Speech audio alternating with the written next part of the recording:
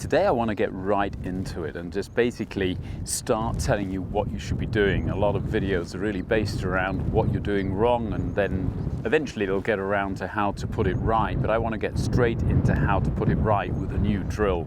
And I think this drill will really help you to actually get your hands and arms working correctly in a golf swing.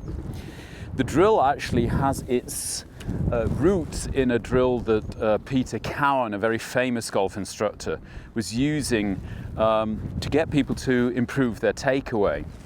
What Peter actually noticed is that when people actually take the club away, they actually apply pressure to the grip by unconsciously rotating the hands towards one another. So the back of the hands will actually kind of rotate upwards.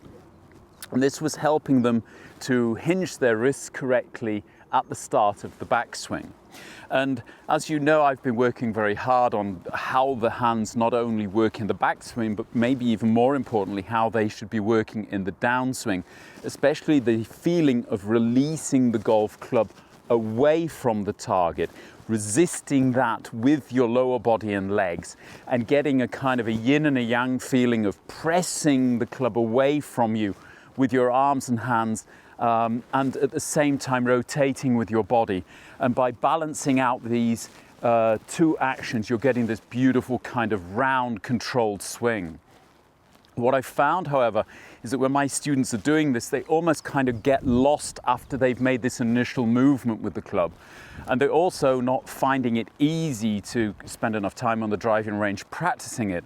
So the idea would be to give you a drill that you can do at home. So this is exactly what I'm going to do today. So what I'm looking for you to do is to actually take the towel drill one step further, and rather than just using it to start your backswing, I want you to use it to start your downswing as well. So if we're actually looking at what the hand's doing, is strangely enough, when you look at the start of the backswing, where the hands will be rotating, I'll make it seem a little bit bigger than it actually is, rotating towards one another and hinging up at the start of the backswing. When you get to the top of the backswing, we want them to rotate in the opposite direction. Primarily, it's this lead wrist which should be rotating backwards, going into a bowing action or flexion as you start the downswing, and at the same time straightening, or at least feeling as if you were straightening your wrists in that direction. This is where people tend to get lost, and what I want you to then do is have the feeling of stretching the towel out. Now, I know this will kind of give you fear of really kind of casting the club out there, but it really isn't going to happen. This is just going to be a feeling that you are applying a stretching action to the grip of the golf club. Strangely enough, you can actually feel this stretching action in all the shots that you make. And I would ask you to just grab yourself a putter, make just little kind of putting strokes, and just feel what your hands are actually doing. And what you should feel is basically your lead hand and arm resisting your trail arm and hand, which is moving down, almost stretching the grip out. Yeah, you're not really pulling in with your elbow, but because your lead shoulder is moving up, your lead arm is pulling the club up away from the ground, and your trail arm is pushing slightly down towards the ground, even if it's not conscious. And this should be happening in your full swing as well. And I want to make this a conscious action, at least in the learning phase of the golf swing.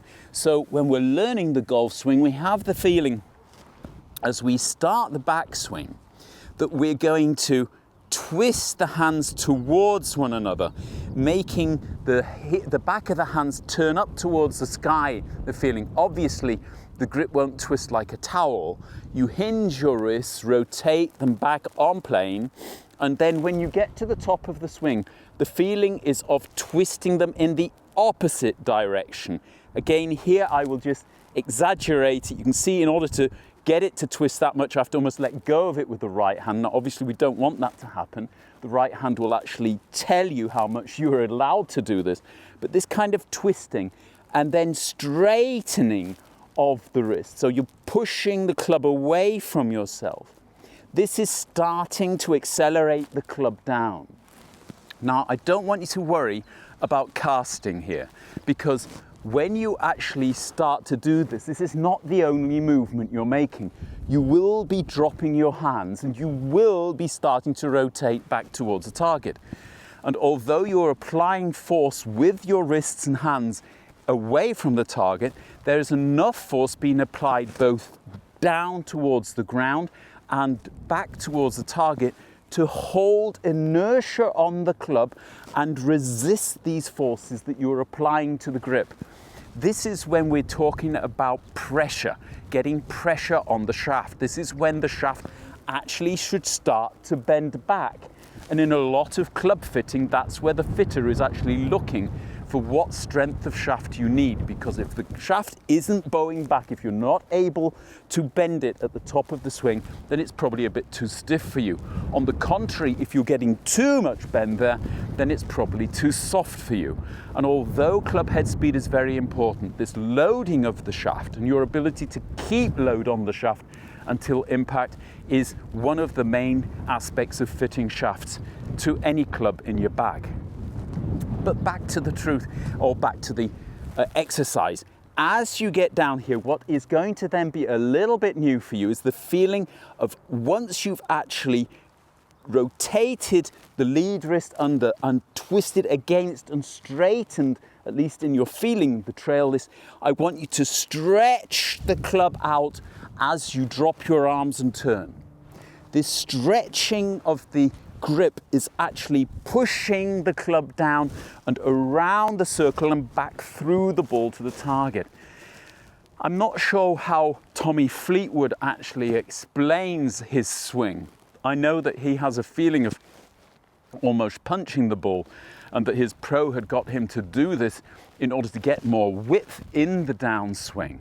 However, he's got so good at it, he's actually doing it in his full swing as well. Obviously, his definition of kind of punching the ball, holding the ball, we see this width that he has. He almost doesn't allow the club to overtake him, but how does he do that without blocking his wrists? Well, it's quite simple. As he gets here, he straightens, he stretches the club out, and he keeps stretching the club out. In this position, his arm can't get any longer, his lead arm, because although he's pushing out with this trail arm, trying to make it longer. And this will actually have the effect of blocking, to a certain extent, the further rotation of the golf club, not only through the ball, but after you've actually hit it, which gives you the feeling of kind of not allowing the club to overtake him whatsoever. And this is just because of the pressure that he's applying to the grip end by basically stretching it out.